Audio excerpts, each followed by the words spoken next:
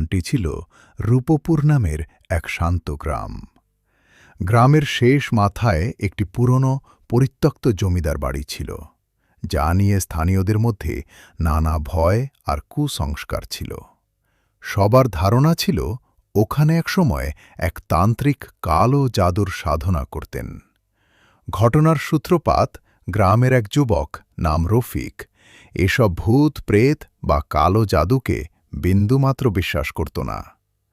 একদিন বন্ধুদের সাথে বাজি ধরে সে অমাবস্যার রাতে একা ওই পরিত্যক্ত জমিদার বাড়িতে রাত কাটাতে রাজি হয়।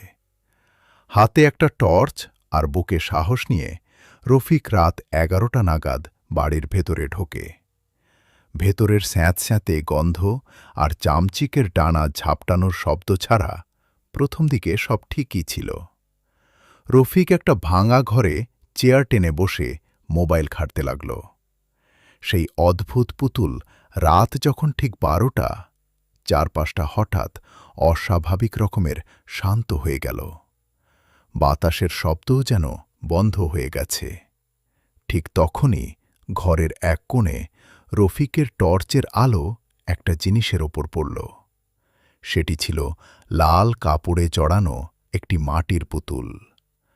পুতুলটির বুকে একটা বড় মরিচা ধরা পেরেক বিঁধেছিল, আর তার কপালে সিঁদুর দিয়ে অদ্ভুত কিছু প্রতীক আঁকা ছিল। রফিকের মনে হল কেউ একজন তার ঘাড়ে ঠান্ডা নিঃশ্বাস ফেলছে। সে পেছনে তাকিয়ে কাউকেই দেখতে পেল না, কিন্তু মেঝেতে তাকিয়ে তার রক্ত হিম হয়ে গেল। প্রথম পরিবর্তন, মেঝেতে ফেলে দেওয়া পুতুলটি আর সেখানে নেই। দ্বিতীয় পরিবর্তন, ঘরের দেয়ালে তার নিজের ছায়ার পাশাপাশি আরও একটি দীর্ঘ কুৎসিত ছায়া দাঁড়িয়ে আছে। তৃতীয় পরিবর্তন, চারপাশ থেকে ফিসফিস করে অচেনা ভাষায় কিছু মন্ত্র উচ্চারণের শব্দ ভেসে আসতে লাগল। রফিক তীব্র ভয়ে ঘর থেকে পালানোর জন্য দৌড় দিল, কিন্তু সে যতই দৌড়াচ্ছে দরজার দূরত্ব যেন ততই বেড়ে যাচ্ছে। আচমকা তার মনে হল তার নিজের শরীরের নিয়ন্ত্রণ সে হারিয়ে ফেলছে। কেউ যেন অদৃশ্য সুতো দিয়ে তার হাত পা নাড়াচ্ছে, ঠিক একটি পুতুলের মতো। বন্ধুরা যখন জমিদার বাড়িতে রফিককে খুঁজতে এলো, তারা তাকে অক্ষত অবস্থায় ঘরের মেঝেতে বসে থাকতে দেখল।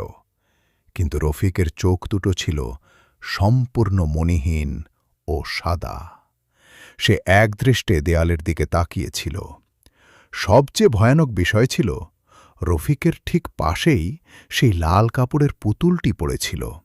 তবে এবার পুতুলের বুকে কোনো পেরেক ছিল না, বরং পুতুলের অবয়বটি হুবহু রফিকের চেহারার মতো হয়ে গিয়েছিল।